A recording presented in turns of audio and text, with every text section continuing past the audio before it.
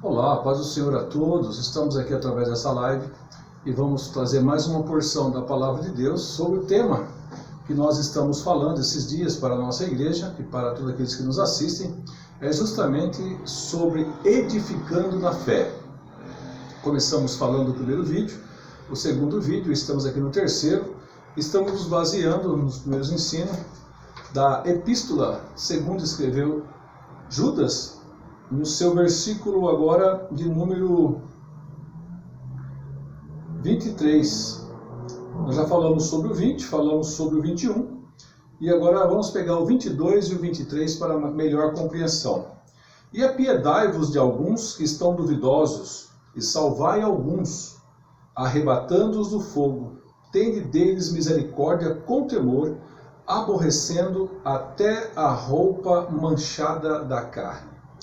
Quando nós olhamos para a carta de Judas, eu ainda não falei sobre Judas, vou estar falando posteriormente sobre Judas, mas aqui em rápidas palavras, Judas, servo de Jesus Cristo, irmão de Tiago, aos chamados queridos em Deus Pai e conservados por Jesus Cristo, misericórdia, paz, amor vos sejam multiplicados. Então, quando Judas traz essa carta, se você começar lendo essa carta, você vai ver que logo no versículo de número 3, ele diz que, amados, procurando escrever-vos com toda a diligência acerca da salvação comum, tive por necessidade de escrever-vos e exortar-vos a batalhar pela fé, uma vez que foi dada aos santos.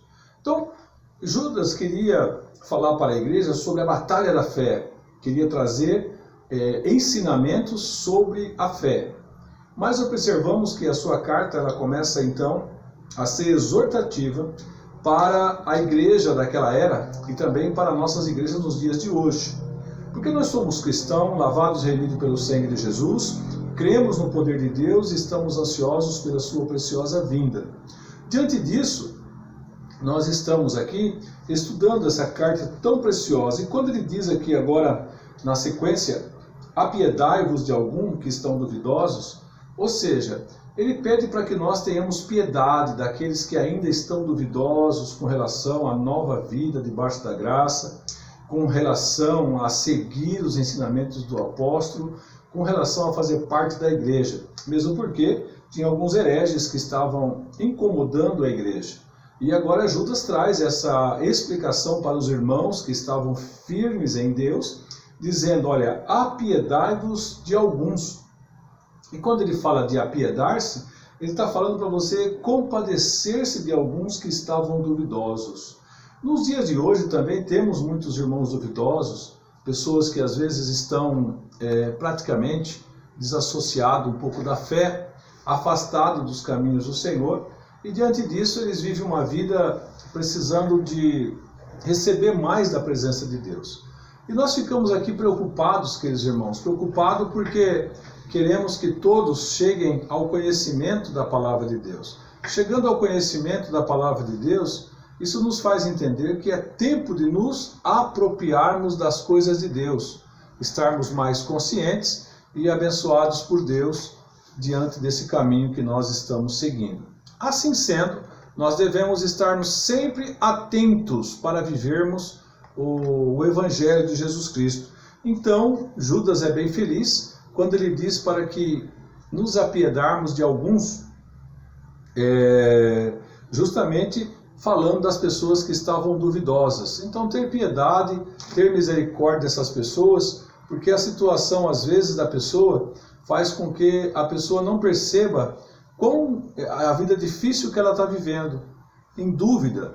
E o cristão, ele não pode ter dúvida, ele deve ser uma pessoa firme, servindo o nome do Senhor. Deve ser uma pessoa contente, alegre, que adora o nome do Senhor Jesus. Então, a piedade de algum, cuidando dessas pessoas, para que elas possam, então, herdar a salvação. Além disso, Judas continua nos dizendo, no versículo 23, salvai alguns, arrebatando-os do fogo, tendes dele misericórdia, com temor, aborrecendo até a roupa manchada da corda. Quer dizer, salvai alguns. Como você pode salvar algum?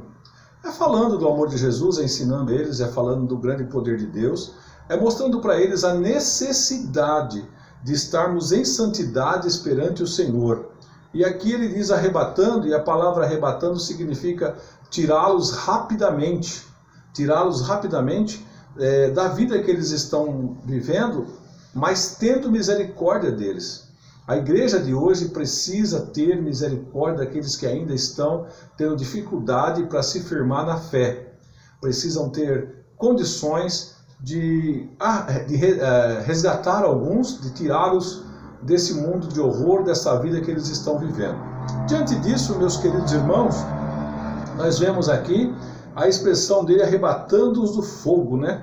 Quer dizer, fogo da provação, da dificuldade, dos impedimentos, e tendo deles misericórdia com temor. Misericórdia com temor é algo muito forte, e eu entendo que falar de misericórdia com temor significa você ter um carinho especial. Misericórdia significa sinta o que eu estou sentindo.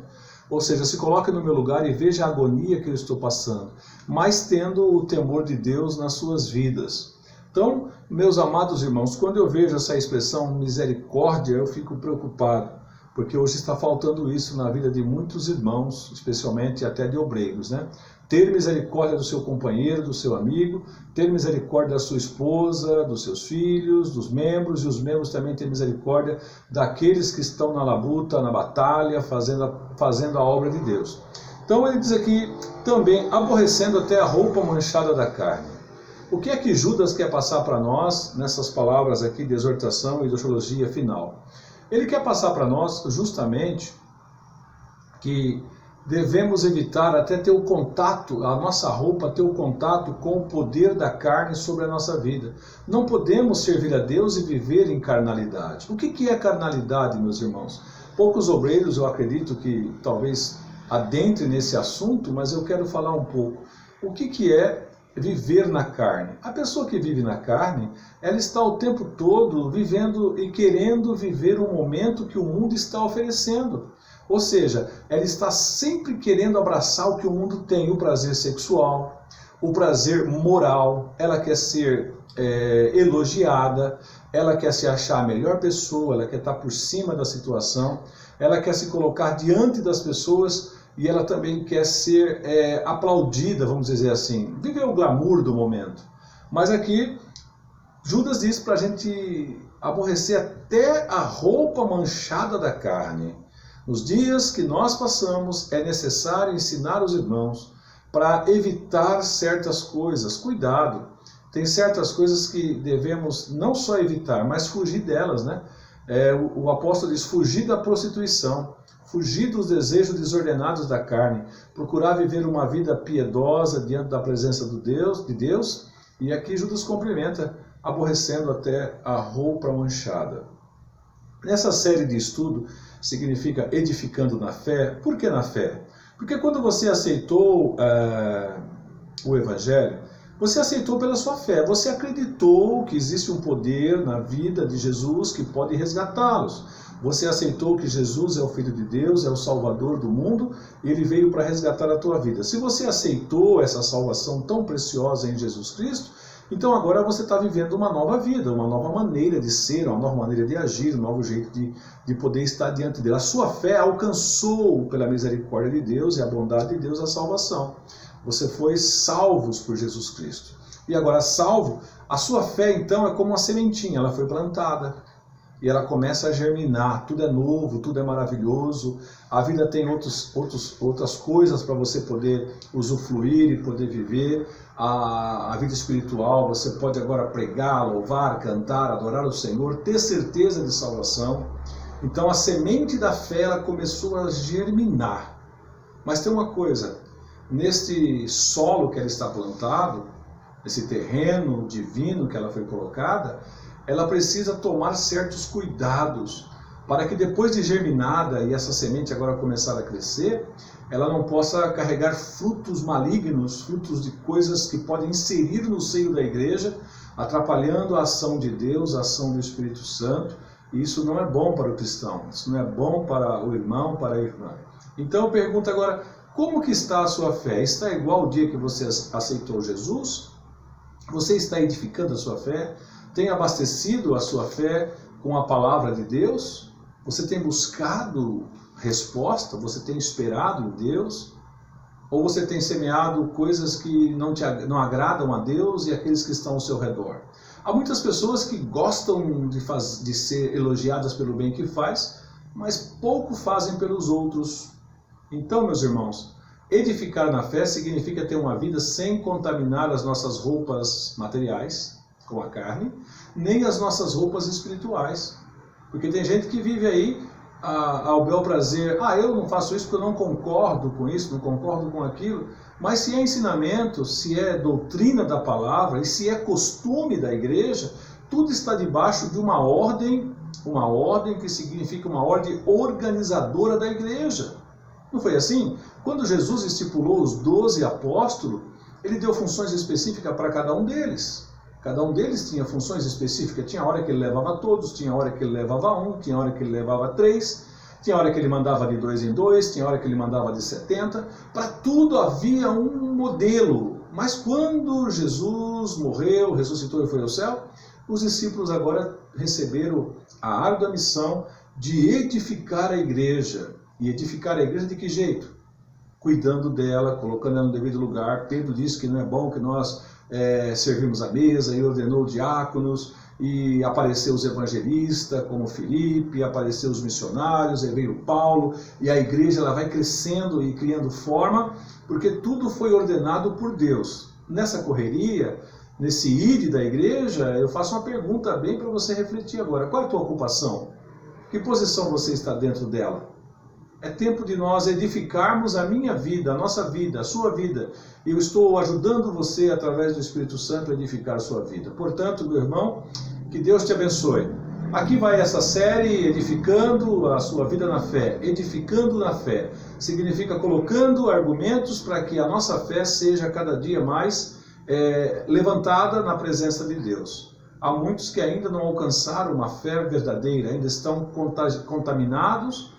E por que não dizer contagiados, né? É semente desse vírus aí que está assolando o mundo aí, esse coronavírus aí, que está vindo aí, que está passando por aí. Ele contamina todo mundo. Agora, alguns não serão contaminados. Talvez poucos, né?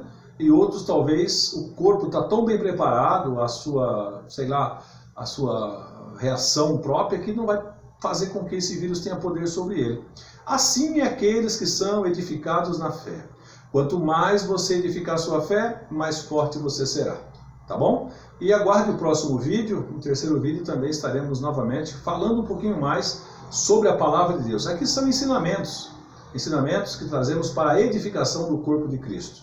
Que Deus abençoe. Eu peço, por favor, que você se inscreva no nosso canal no YouTube e também compartilhe o nosso vídeo. Você vai estar me ajudando. E também ative o sininho para você ser avisado quando o novo vídeo estiver aí pronto, tá bom? E assim você vai ajudando o pastor Aparecido a evangelizar e a ensinar a igreja de Cristo. Deus te abençoe, fique na paz do Senhor e até o próximo vídeo.